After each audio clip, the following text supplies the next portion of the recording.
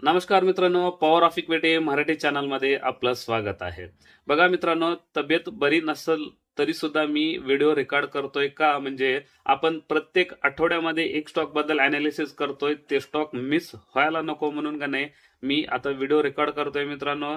तर जरूर power of equity Marathi चॅनलला सबस्क्राईब करून घ्या आणि तसंच लिंक शेअर सुद्धा करा मित्रांनो. तसंच बेल आयकॉनला पण प्रेस करून ठेवा म्हणजे तुम्हाला मी कुठला पण व्हिडिओ टाकताना लिंक तुम्ही त्या बेल आयकॉनला जर प्रेस केला असेल तर तुम्ही पटकन तुम्हाला ती व्हिडिओ सुद्धा भेटेल. मित्रांनो, आता आपण निफ्टीचं अनालिसिस करू. निफ्टी झाल्यानंतर मग आपण त्या स्टॉक बद्दल अनालिसिस करू. आता निफ्टीचं पुढच्या आठवड्यामध्ये काय होणार तर तुम्हाला प्रत्येक व्हिडिओमध्ये सांगत राहतोय मित्रांनो. मी तुम्हाला टिप्स वगैरे देत नाहीये, टिप्स गायडन्स वगैरे काय देत नाही मित्रांनो. टिप्स गायडन्स देण्यासाठी मी काय सेबी रजिस्टर्ड नाही आहे, हे फक्त तुम्ही समजून घ्या. माझा अनुभव फक्त तुम्हाला मी शेअर करतोय. तर चला आता निफ्टीचा पहिला आपण अनालिसिस करू. तर निफ्टीचा चार्ट बघा ह्या पद्धतीनं आहे. तर हे बघा ऑलमोस्ट आता मी तुम्हाला काय दाखवतो बघा. निफ्टीला जे हे डेली कॅन्डल्समध्ये एकदम स्ट्रेट गेलेलं आहे बघा. कसं एकदम स्ट्रेट असं स्ट्रेट लाईनमध्ये असं म्हणजे जरासं क्रॉस खरं एकदा असं खालीवर खालीवर कधी झालेला नाही आहे, फक्त एकदम सरळ गेलं आहे. तर आपण ह्या ट्रेंड लाईनला जर समजा ड्रॉ केला इथं तर कम्प्लिटली आता हा एक ट्रेंड लाईनचा आपल्याला सपोर्ट होऊ शकतोय. जर ह्या सपोर्टला जर ब्रेक दिला, असं जर ह्या ट्रेंड लाईनला ब्रेक दिला तर मार्केट परत 25,000च्या लेवलला येऊ शकते असं वाटतंय. आणखीन एक तुम्हाला झोन दाखवतो बघा. हॉरिझॉन्टल लाईन जर घेतला का नाही तर इथं जे सपोर्ट आहे ऑलमोस्ट बघा किती परफेक्ट सपोर्ट आहे बघा मित्रांनो, एकदम जबरदस्त. जर हे दोन्ही असं एक एक सर्कल सारखा इथं तयार झालेला आहे म्हणजे एकदम परफेक्ट दोन्ही सपोर्ट घेतले मित्रांनो. जर ह्याच्या खाली जर ब्रेक झालं तर निफ्टी परत पुन्हा एकदा 25,000 आणि त्याच्या खालीही सुद्धा जाऊ शकते. आणि आत्ता आपल्याला एक आणखीन एक इम्पॉर्टंट सपोर्ट आहे. ते सपोर्ट काय आहे तुम्हाला बघा इथं जवळ, ह्याच्या जवळ असल्यामुळं किती ऑलमोस्ट 25,550च्या आसपास आहे. थोडंसंही मी ड्रॉ करताना खालीवर झालेलं आहे. 25,550 ते 560 पर्यंतचा हा एक इम्पॉर्टंट आपल्याला आता रेजिस्टन्स दिसतोय. जर ह्या रेजिस्टन्सला जरी ब्रेक केला तर नेक्स्ट जे रेजिस्टन्स आहे आपल्याला कुठला, तो हा आहे. तो किती आहे, जर ह्या 25,670ला जर समजा ब्रेकआउट दिला तर आपला लाईफ टाईम जो हाय आहे ते किती 26,300च्या आसपास आहे मित्रांनो. ह्याला म्हणजे इथंपर्यंत जायला काही अडचण नाही आहे.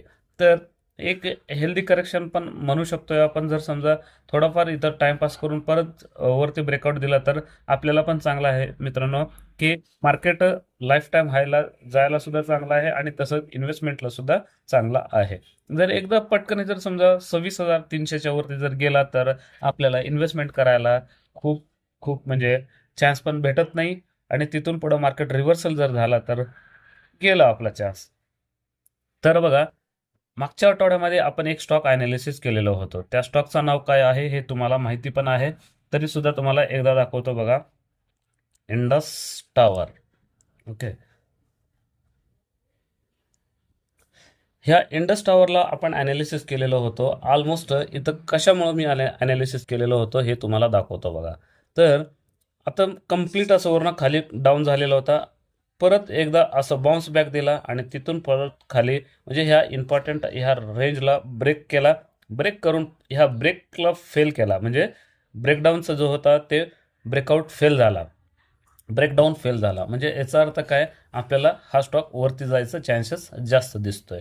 तर हा का दिसतोय तुम्हाला सांगतो. म्हणजे आपल्याला इथं हे जे पॅटर्न झालं का नाही ह्याला आपण काय म्हणतोय डब्ल्यू पॅटर्न. आणि बरोबर ह्या डब्ल्यू पॅटर्नला इथं आपल्याला ब्रेकआउट मिळालेला आहे. खरं ॲक्च्युली एक इथं इम्पॉर्टंट आपल्याला काय दिसते माहिती आहे का, हे जे आहे हे आपल्याला काय ह्या इंडिकेटरला काय म्हणतोय आपण, शूटिंग स्टार. हा शूटिंग स्टार सारखा एक झालेला आहे आणि तिथून खाली आलाय. खरं क्लोजिंग म्हणजे दिलेला नाही आहे अजून. तर ह्याच्यामध्ये आपल्याला बाईंग करायला सध्या चान्सेस आहे.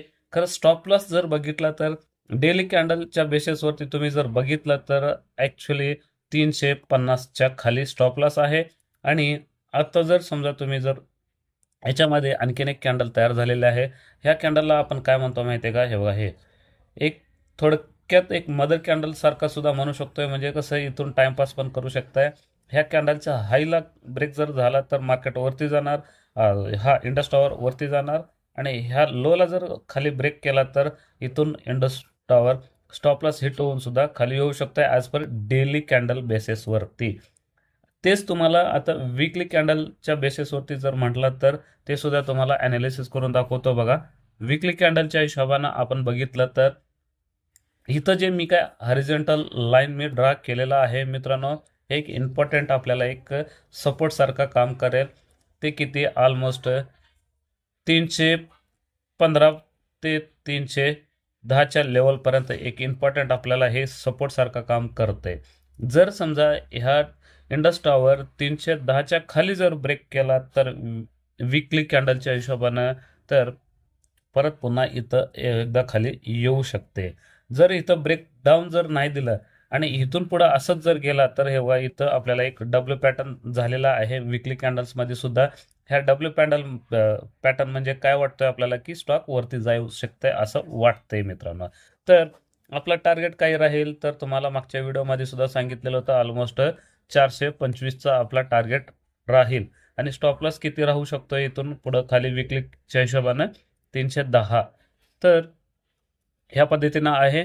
तर ह्या आठवड्यामध्ये आपण एक स्टॉक ॲनालिसिस करणार आहोत. त्या स्टॉकचं नाव आहे मित्रांनो मॅनकाइंड फार्मा. ओके, हा स्टॉक सुद्धा एकदम जबरदस्त आहे.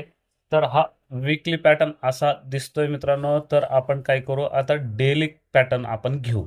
डेलीच्या हिशोबानं ॲनालिसिस केला तर छोट्या टाइम फ्रेममध्ये आपल्याला टार्गेट सुद्धा समजून जाईल. तर बघा, इथं इम्पॉर्टंट एक असं हे ट्रेंड लाईनला इथं ब्रेकआउट केलेलं आहे डेली कॅन्डल्समध्ये.